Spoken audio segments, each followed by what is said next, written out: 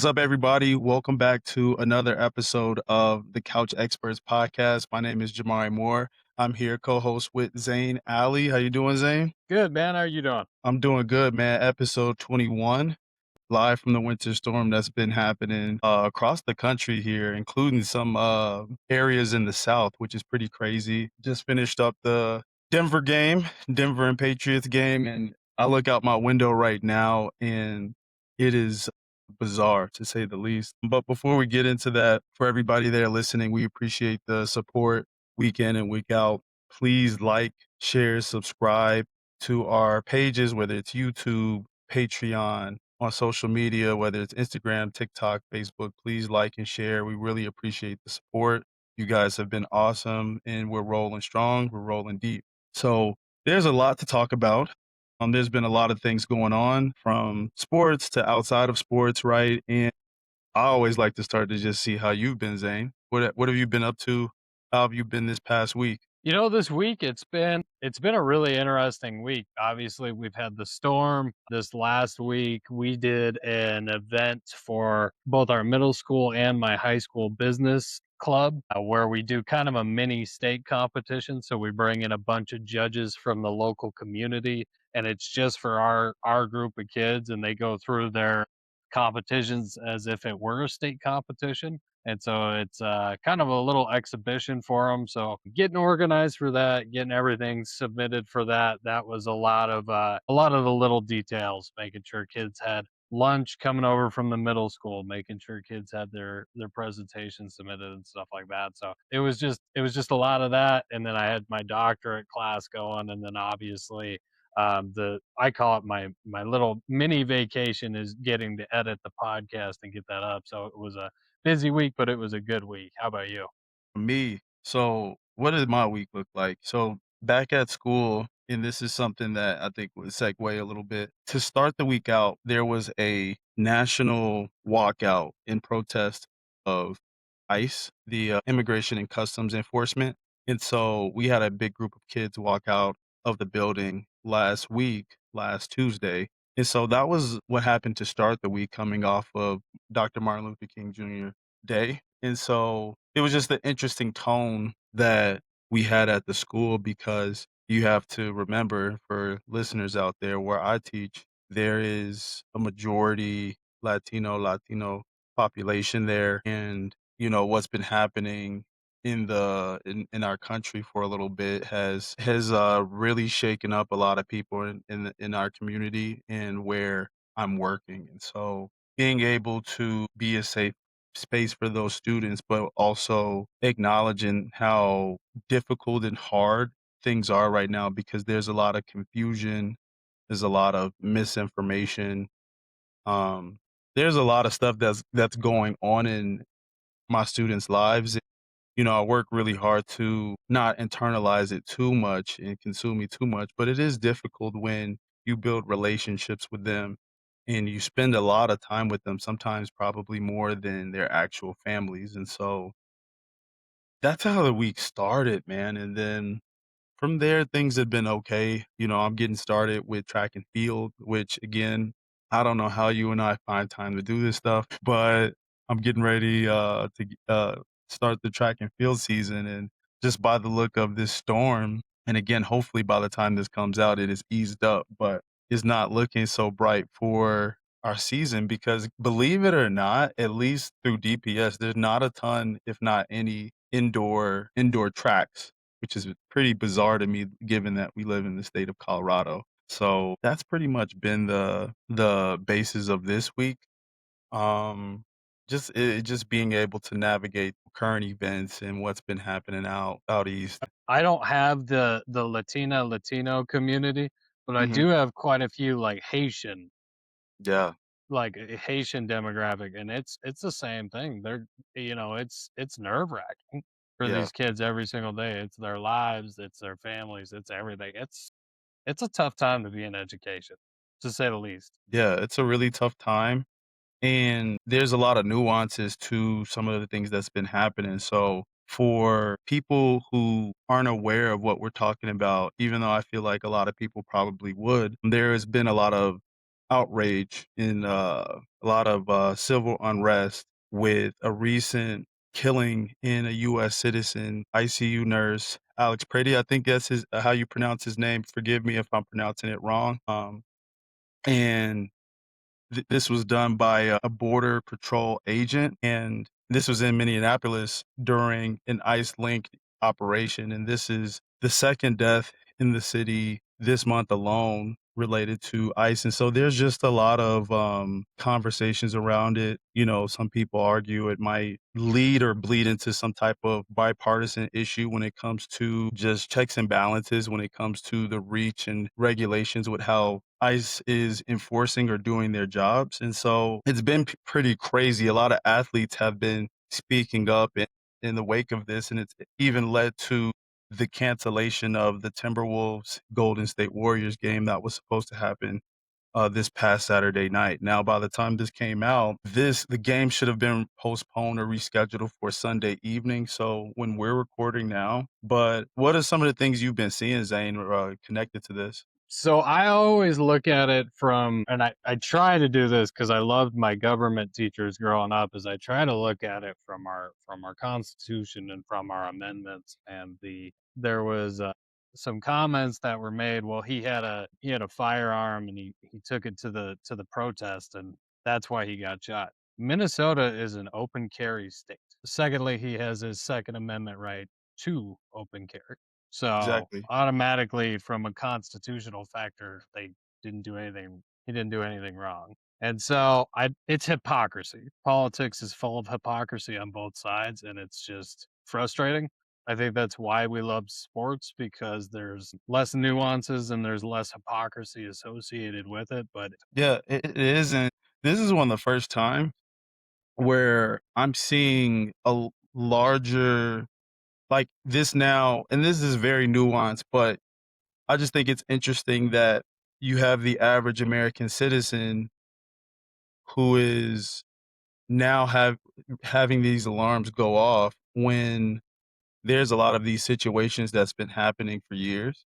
And I think even to me as a black man, to see 2 white folks just get killed in broad daylight, US citizens, I never thought I'll see the day that something like that happens, and so it just speaks to where things are with our country, and it's a very confusing time. It's a very confusing time, and I think that media is profiting off of a lot of division, where in this case, I think this is a great opportunity for us to come together and stand together to really figure out what can we do to reconcile this situation and get to a place where we feel good with the operations that's in place or even taking them away. I just think that this is an opportunity for people to come together and really be human beings, right? Not a liberal, not a conservative, Republican or Democrat, like just people, right? Just human beings. And so I think that's the part that you hope to see a lot more when you see what's been happening. And there's so many instances related to ICE within the last year that has looked similar to this. But when you start to get things on camera and you have, I mean, these cameras are really good and people are quick to pull out their phones because there's gonna be a lot of people that doubt or don't believe what's happening unless they see it, and so I'm interested to see how this plays out within the next week or 2 and see, just what comes from it, but just for people out there that are listening, I just encourage you to be a good human being to one another and just love each other and really understand that in those videos, it really could be anybody, right? Especially when you think about what you said earlier, Zane, about it being an open carry state, I know my time in Wyoming, that's something that people value a lot, and I've learned so much just from my time in Wyoming and the respect people have and how privileged people feel to be able to carry. Did you see Tyrese Halliburton's, tweet the other day? I missed it. So his tweet, I'm pulling it up right now. There's a lot of athletes that are speaking up and responded. His tweet was Alex Pretty was murdered, and that was really it. But these athletes have really big platforms, and Mhm. he's very intentional with calling it a murder, and not something that is accidental. And obviously, you see the video clearly, it didn't need to go the way that it did. And so There's other athletes, commentators. You've seen things from Ryan Clark, RG3, Breonna Stewart. So yeah, so that's just my message to everybody as, this stuff is happening because it just becomes really concerning where you do believe in the law, you do believe in the Constitution, and when that's not respected, something needs to be done about it. Yeah. With that being said, Zane, so we got a lot to talk about. I just want to real quick. We just got done watching the Patriot Denver game. How are you feeling after the game? It's we had Jarrett Stidham. Actually, I didn't think Jarrett played bad. I thought No. he did some good things. But at the end of the day, New England was there for a reason, and Denver was there for a reason. It was just going to come down to who made less mistakes, and Jarrett just made more mistakes. In an Mhm. AFC Championship game, that defense is going to force you to make mistakes. I can't fault him. I would have really liked to have seen what the result was with Bo Nix, but I can't control that. They can't control that. So we're going to see what happens in the Super Bowl tonight. I am a really big Seattle Seahawks fan. Yeah, that game is happening as we're recording right now. Here's something that we didn't cover last week that I completely missed. Chad Muma, he got picked up by the Patriots. So Okay. last time that we checked or talked about Chad, he was with the Colts, and so Hmm. still thinking that he was part of the Colts, I didn't realize that he actually got picked up by New England, and so we do have a Pokes connection with the Patriots in the Super Bowl. So shout out to Chad Muma again. He's a really nice guy. I love playing with him. I had the honor of being able to play with him as well. And yeah, he's a phenomenal dude. I think he's a great linebacker as well. Hopefully, you get a chance to see him out there, whether it's special teams or if he's subbing in for somebody. But yeah, I wanted to put that out there because I again it completely slipped past me. I thought he was still with the Colts. So shout out to you, Chad. I thought he was still with the Jags. So yeah, you got one up on me, man. I thought Yeah, he was still there until we learned about the Colts. yeah. So he's moved around quite a bit this season. So just shout out to him. And I think the Broncos had a really good season. I think they took another step this year. Last year, what it was the first round. This year, AFC Championship. Next year, it'll be the Broncos and the Bears in the championship. That's what I tell a lot of my Broncos fans out here, a lot of my kids too. But yeah, who do you got for the Rams and the Seahawks tonight? Honestly, this one could go either way. You've got a top tier offense against a top tier defense, and both of their counterparts are just they're really good as well. So I don't know. I think it's going to be really evenly matched. Have they already kicked off? They should have kicked off Excursion. already. Just for the Yep. So record they're too, going right now. when we did our predictions, I predicted the Patriots to win this game, and then I Yep. think I predicted the Seahawks to win tonight as well. They're 1-1. They're in the same conference, so it's gonna be really interesting to see. They know each other well. This would be Yeah. their 3rd time playing each other. Both of their games have been candidates for game of the year, especially that last one. So, I look forward to checking that out once we're done recording and seeing how that matches up, so by the time we're all listening to this, I can go 2 for 2. Yeah. Yeah. Yeah. Fans, I took the Broncos to win tonight. And then the Super Bowl, I said Sean Payton was going to be in his bag. Unfortunately, that did not work out, but that's okay. Alright, so Zane, talk to me a little bit about Wyoming, right, so we're going back to Wyoming here. Wyoming Freedom Caucus, can you talk to us a little bit about that and what's happening with the program? Yeah, so fans, we're awfully political tonight, and so obviously not usually what we talk about, but the Wyoming Freedom Caucus is a group of conservative Republicans within the state Senate and the House, and they are kind of like even further right than most conservatives, and so Uh-huh, what they've been doing is slashing funding left and right uh-huh, for a lot of different programs in the state, including a proposed $40 million cut annually to the UW block grant. And fans, what that essentially means is if they cut $40 million from the budget of the University of Wyoming, everybody's going to have to cut back, including the University of Wyoming Athletics Department.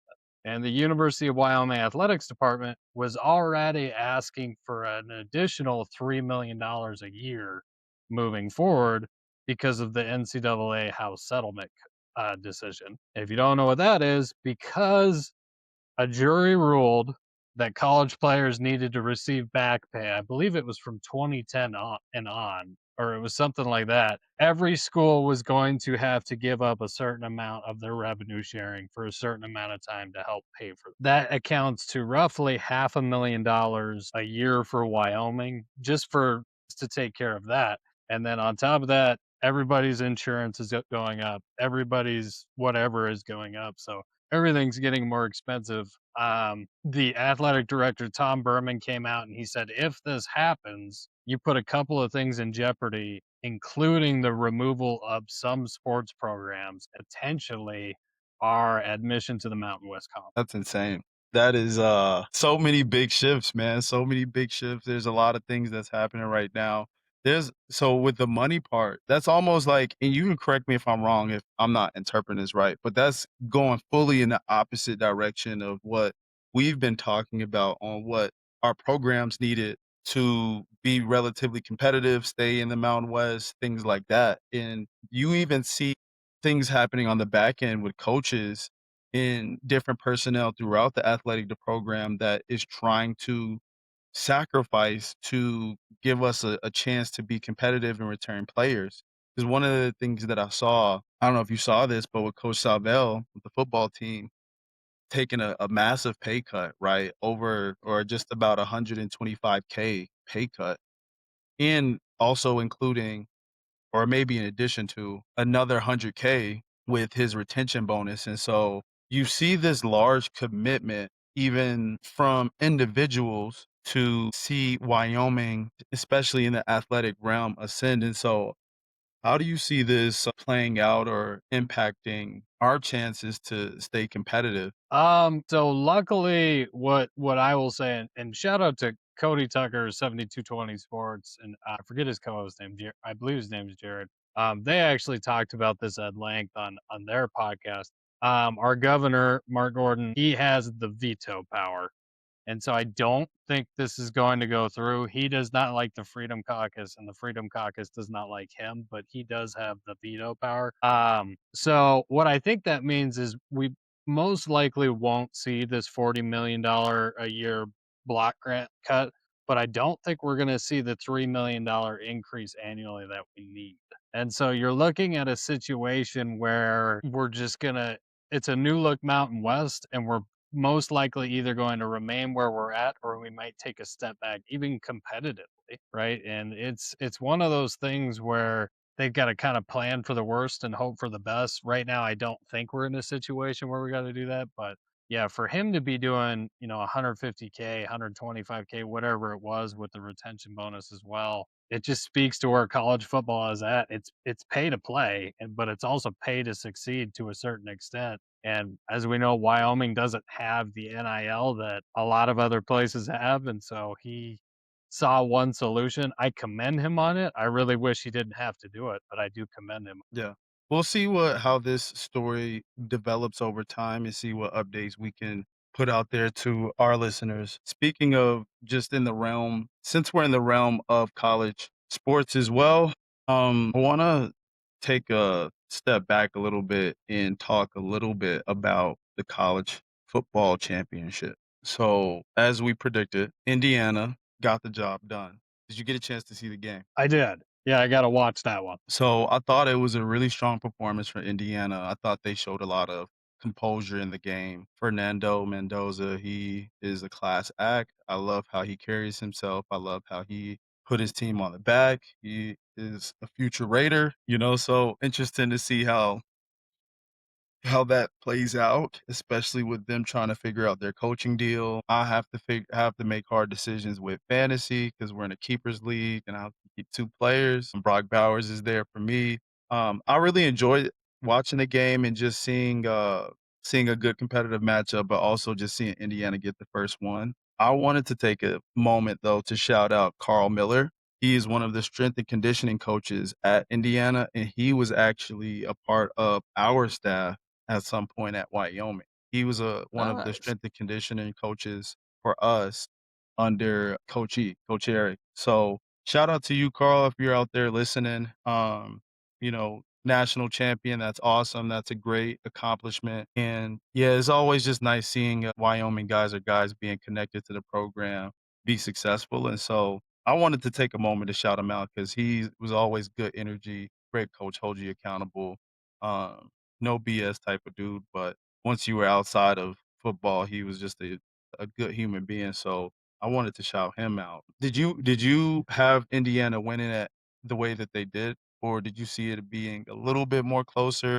I thought Indiana would run away with it a little bit more. I thought You Miami don't did want even one. a bit better job staying in it than I thought they would, Yeah, but they also had home field advantage, so I guess I should have factored that in as well. right. Fans, if you don't know, it's supposed to be like a neutral site or a random site for the college football playoff and the national title game, and this one was in Miami, ironically, so Miami got kind of a free little home game there, which was kinda cool for them. Yeah, no, that is really rare, and so it is disappointing that for them to drop it, but there was also this cool backstory about how Miami had declined a walk-on offer for Fernando Mendoza early on, so I love those type of stories, those redemption arcs and things like that, and I don't know, you couldn't have written it any better, I think, as a scriptwriter, so I thought that was just a interesting storyline when you look at this game and this matchup. And so now we're in the off season. I just think at this time of year, being able to play football at this time of year, it's awesome, but it's also a very quick turnaround because for a lot of programs, they're already in winter workouts. They're already in the off season training. And so I'm always interested to see what that looks like for programs that do play in January. Obviously, I've never gotten a chance to do that. And so being able to win a championship and then it's like, how much time do you really have off? Because guys are working right now. So we'll see how I'll have to ask around and talk to some people because I have guys that are still coaching that I'm connected to that they might have a better understanding of what that looks like than I. But speaking of just Wyoming college sports, men's basketball, the last time that we were here, we Well, had really talked quick, about. Jamari, I Yeah. wanted to hear what did you think of the Miami Indiana game? Did you think it was going to be closer, further apart? Oh, so I thought it would be like down to the wire, last play type of deal. Miami's defense and specifically their pass rush, I don't know, I felt like they did the best job that they could, and I think that it wasn't that they played terrible or they played bad, I just think that the offense made better plays and more timely plays. So, yeah, I thought it would probably go down to the wire, especially like you said, they had home field advantage. Indiana, they travel pretty well. If you got a chance to see the crowd, like, it was probably 50-50 at that point. If not, maybe a little bit more for Indiana. I mean, they travel really well. They did really well. So I definitely thought it would be more of a down to the wire type of deal, but, because Miami's defense is pretty tough, and especially their pass rush, but I don't know. I enjoyed it. I just like being a fan of these games, and I try to turn my football brain off sometimes, not overanalyze everything, but it Just also makes enjoy it it for fun what it sometimes, is. you know what I mean? Yeah, but sometimes I just wanna Yeah. enjoy it and just turn my brain off because when I'm analyzing the game and really looking at how they're lining up, and I mean, it's kinda hard to turn that part off, but just being able to not really have any stake in it and just see a good game. So happy it wasn't like, the Indiana Oregon game, but, I definitely thought it would be a lot closer though. Yeah. Yep. Yeah, no, it was, definitely a lot better than that Oregon game, 1000%. So, yeah, now we'll see what happens from there and see, how that because then I think Fernando's brother, I forgot his name, but I think he entered the transfer portal right after Mhm. the game as well. So, we'll get to see what happens there, see, what they end up doing. I was gonna say, so the transfer portal, it's closed, isn't it?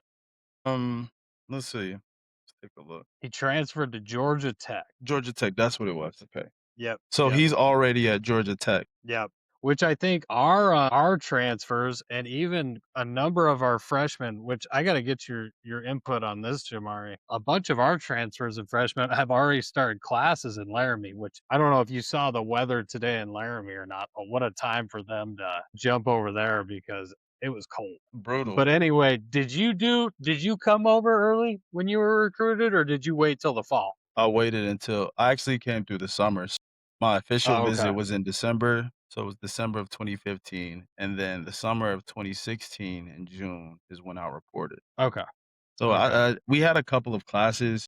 We had a couple of classes that we had in the summer. There weren't anything crazy, but we definitely got a chance to get our feet wet in the summer where a lot of people were off campus, and it was really just the athletes. Football was there first, and then we had a few soccer players that were there, and then Mhm. slowly more, wrestling would come in, and then we just had more and more people show up. So when I first got there, it was pretty like the weather was awesome, I was but gonna say, you I'm can't beat summer in Laramie. right. The It's weather was hard to beat. awesome. The weather was awesome, but then it was like I'm coming from Chicago, 18-year-old me, to summer in Laramie where half the population, which is students, are gone. I'm like, "Man, Yeah. what do I do?" And it's just, football nonstop, got a couple classes, and then you go into fall camp, which was pretty miserable. My first year was the last year you were able to do two-a-days. So, that Mm. was pretty crazy. For people who don't know, a two-a-day is basically where you have 2 practices in 1 day. One practice is very intense in college, especially depending on who's your coach and what university or college you're at. But to have 2 of these in 1 day, I look back and I still don't know how we did it, but it was, pretty brutal to say the least, and we Especially definitely after were a burning calories, thousands and thousands of calories a day. Yeah, especially after a 2-10 season, I could only imagine that they weren't taking much mercy on anybody. No, they weren't, but, I mean, it ended up being worth it. It ended up, Oh, yeah. um obviously, the work paid a lot of dividends in the long run, but no, I mean, yeah, to start classes though at this time of year, it's cool that guys are being able to get the ball rolling, and it's just like Mhm. ripping a Band-Aid off. Because I always remember when I would talk to my friends that were in Denver while I was in Laramie and see what the weather was like there versus Laramie, and I'm like, "Geez, we're not that far away. How is this so different?" So substantially different, yeah. Yeah, like drastically different. So, um, hopefully they are able to adjust to it and just kinda rip the Band-Aid off and get used to it now because it's gonna be really important when we get back to the football season this upcoming fall. So Yeah, I was just curious about that because I know that we got a lot of guys on campus early and they're mhm, doing that. Yeah, I know it can be a lot of fun. I can only imagine. Well, you came from Chicago, so it's not really a shell shock to them, but like tonight in Laramie, it's going to get down to -5. So you can imagine some of those mhm. guys are like just going to be struck by how cold that is for the first time. Yeah, what I was amazed by was how low the temperature got in Laramie. I think that if you said that it was 30 degrees in Laramie and 30 degrees in Chicago, Chicago would feel colder, but Mhm. I've seen Laramie drop significantly lower. And so usually when it got really bad in Wyoming, I'd be on break. So I'd be in Chicago somewhere where it was cold, but it didn't. I remember one year it was probably like 25 below, Yeah. Yeah. and I just couldn't believe it. I was like, I'm happy I'm not there right now. Oh, yeah. Oh, no. Super cold. Super cold. So, yeah, so definitely a significant drop. So shout out to everybody that's in Laramie right now. Hopefully it's eased up by the time that this has come out. But yeah, man, I wanted to ask and see how have you been able to catch any of the basketball games? You know, they played Boise, and I wasn't able to watch that one. Again, my pity party for living on the East Coast, those times are always tough, but, didn't get to watch that one. I got to watch a little bit of the San Jose State game, which they pulled out a close one there. That was a good one. Nasmeyer, shout out to, Cam. We both taught him, at Cheyenne East. He's a Yeah, manager for the basketball team. I messaged him on Instagram just to get his thoughts on kind of what everything looked like. And he said right now they're beat up. They're beat up and they're playing good teams. And it's hard when you've got that whole team is essentially transfers. yeah. And so you don't really have any continuity and it's just a hard time. for sure. How about you? You've been able to keep up with them at all? Yeah, so actually a little bit more than usual just because I have all of my teacher stuff that I'm doing and my coaching stuff as well. What was interesting is that one, we've been on like a losing streak here. So we're coming off a losing streak and you just didn't feel like that was the direction they were going in. You felt like even when they do drop a game or so, that they'll bounce back right away. So I was surprised to see how many games they were dropping. But the more surprising thing that am interested to see how you feel about it was Sundance Wicks. He was pretty optimistic in the midst of this losing streak. He came out of the presser, especially out of the Boise game, with just this level of optimism of, hey, listen, we're gonna have some adversity, but we should look at it as an opportunity for us to get better.